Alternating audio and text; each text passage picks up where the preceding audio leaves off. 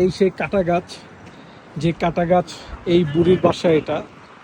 এই বুড়ি নবীজিকে আর কি, যখন উনি ওনার ওয়াইফের সাথে, ওনার ওয়াইফের নামটা আমার জানা নাই, উনি যখন ওনার ওয়াইফের সাথে এখানে থাকতেন, তো উনি যখন ফজর নামাজের জন্য আসতেন, তো রাত্রেবেলা এই কাটা গাছ মাটিতে বিছিয়ে দিত আর কি বুড়ি।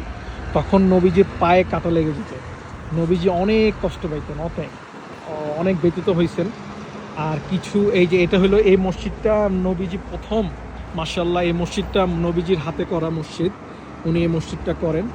তো এইখানে তায়েফবাসী কিছু ইয়াং জেনারেশন যারা ছিল, তো ওনারা এই যে পাথরটা দেখাইতেছি, এই যে দিস ওয়ান, রাইট, এই পাথরটা সবাই মিলে নিক্ষেপ করে নবীজির উপরে, কিন্তু আল্লাহর রহমতে আল্লাহ এই পাথরটা দুইটা পাথর দ্বারা আটকায়া দিছে, যেন নবীজির কাছে যেন এই পাথরটা কাছাকাছিও যেন না আসে।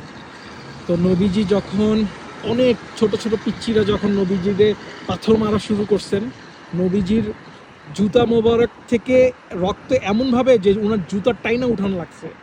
তো এটা খুবই আসলে, এই যে এটা, এই রেড কালার যে এটা একটা আর কি মার্ক দিছে যে এইখানে নবীজি অনেক রক্তাক্ত অবস্থায় বসছেন। তারপরে এখানে একটা পাথর ছিল, পাথরের উপরে বসছেন।